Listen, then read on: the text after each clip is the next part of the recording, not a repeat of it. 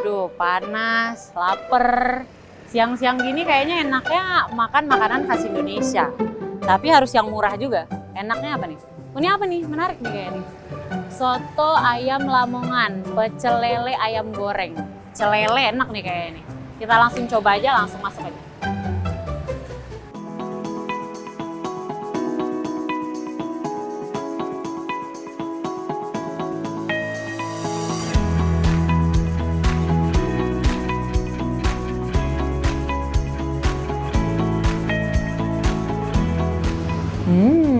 Kan udah enak nih, lelenya udah ada. Nah, tapi agak bingung juga nih. Namanya soto ayam Lamongan pecel lele. Dari Lamongan, sekarang kita di Jakarta, ini lele bisa udah ada tuh gimana caranya ya? Mana ceritanya nih? Enaknya nanya ke siapa ya? Yang tahu siapa? Tapi sebelum nanya-nanya kayaknya enaknya nunggu minumnya dulu nih. Bapak maaf Pak, minumannya saya belum. Nah, iya makasih Pak. Pak bentar Pak. Kalau mau nanya-nanya soal sejarahnya enaknya sama siapa Pak? Sejarah apa? Sejarah lele. Yang punyanya ada nggak Pak? Saya sendiri. Wah sama Bapak sendiri. Kalau gitu kita nanya-nanya dikit boleh ya Pak? Boleh. Oke. Dengan Pak siapa maaf? Pak Junaidi. Pak Junaidi. Berarti dari, kan berarti Bapak udah jualan lama banget nih, udah dari tahun 87. Nah tapi kan namanya soto ayam Lamongan. Bapak aslinya asli mana Pak? Di Lamongan. Asli Lamongan. Nah kenapa akhirnya dari Lamongan bisa sampai ke Jakarta Pak? Karena situasi ekonomi di kampung itu seperti itu ya, kalau istilah orang kampung saya itu kalau udan bahasa Jawa ini Mbak, kalau udan itu nggak bisa dodok, kalau panas nggak bisa cebok istilahnya. Dalam arti kalau ke musim kemarau itu nggak ada airnya sehingga kita nggak bisa cebok istilahnya. Kemudian kalau musim hujan itu nggak bisa duduk karena situasinya becek seperti itu. Nah setelah itu kita ya mungkin rame-rame sampai sekarang ini mayoritas orang Lamongan itu jualan pecel lele. Itu perkembangan sampai sekarang ini. Kenapa pilihannya di Jakarta Pak? Karena jalur ekonominya itu lebih bagus. Pak ada paguyubannya nggak sih Pak? Kalau paguyuban seluruh Kabupaten Lamongan itu ada namanya Pu Alam, Putra Asli Lamongan atau Putra Asal Lamongan. Kemudian di daerah atau di kampung-kampung atau setiap desa itu juga dibentuk paguyuban-paguyuban. Seperti saya dari kampung saya itu Peloso Setro, itu juga ada paguyubannya sendiri.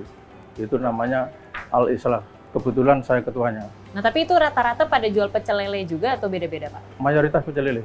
Oke.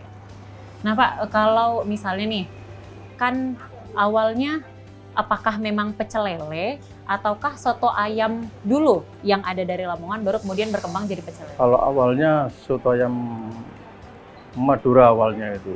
Mungkin nggak terlalu pede kali, akhirnya soto Madura dari Surabaya waktu itu. Setelah dengan perkembangan zaman, orang Lamongan itu bikin nama asli soto ayam Lamongan. Sampai sekarang ini dikenal dengan Lamongan atau soto ayam Lamongan. Kalau dari Pak Junaidi sendiri, sehari omsetnya bisa berapa rupiah? Kalau omset saya sekarang ini online itu, yang sekarang ini kan online itu bisa di atas 500 sampai 1 juta. Itu yang Grab-nya, kemudian Gojek-nya itu sekitar segitu. Kalau Shopee-nya masih sementara ini masih berkurang. Kalau yang orang beli langsung itu kira-kira berapa Pak? Ya sekitar 1 juta masih dapat. Oke, berarti kalau di total sehari bisa dapat berapa Pak? Dari semuanya, online, offline, yang beli langsung? Ya kira-kira 3 lah kurang lebihnya. Oh, ternyata pecel lele yang banyak kamu lihat di sekitaran Jakarta itu datang dari Lamongan. Tapi tidak langsung pecel lele, awalnya soto ayam Lamongan yang lebih dulu dijual. Kemudian berkembang nih jualannya dengan nasi uduk akibat beralkulturasi dengan budaya Betawi. Lambat laun karena saat itu orang Betawi punya banyak empang berisikan ternak lele, maka lele hadir menjadi lauknya. Sementara kata pecel lele sendiri secara harfiah bukan pecel saus kacang ya, melainkan dalam bahasa Lamongan dipecel itu artinya digoreng dan dicolek sambal. Maka jadilah istilah pecel lele Lamongan seperti yang selama ini kita makan guys. Oke, kalau gitu geser ke lokasi pecel lele lainnya yuk guys. Hal menarik lain selain dari sejarah pecel lele adalah ini, spanduk pecel lele. Sebenarnya penasaran nggak sih kenapa spanduk di pecel-pecel lele pinggir jalan itu selalu sama? Ini penjelasannya. Ya sebetulnya spanduk itu sama standar ya, untuk soal bahan kain tergantung selera, ada yang pakai jenis bahan dari TC, ada yang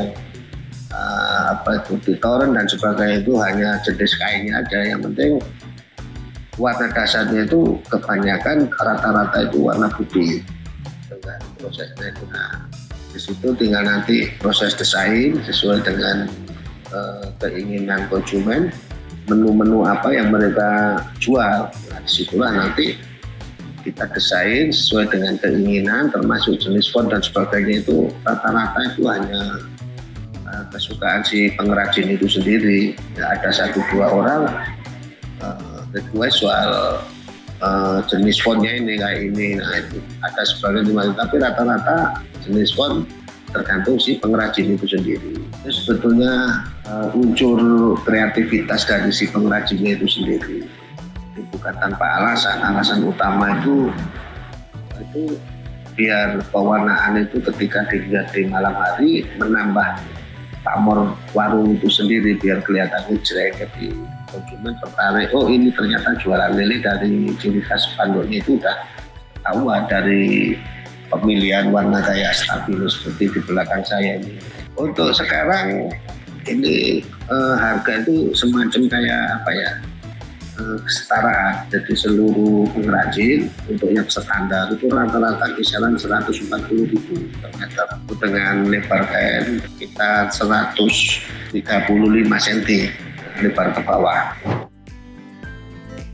Nah, kalau sekarang udah enak nih, perut udah kenyang, kepala juga udah kenyang sama ilmu. Kalau misalnya aku, makanan kesukaan aku ceritanya kayak gini. Makanan kamu kayak gimana? Tulis di bawah ya.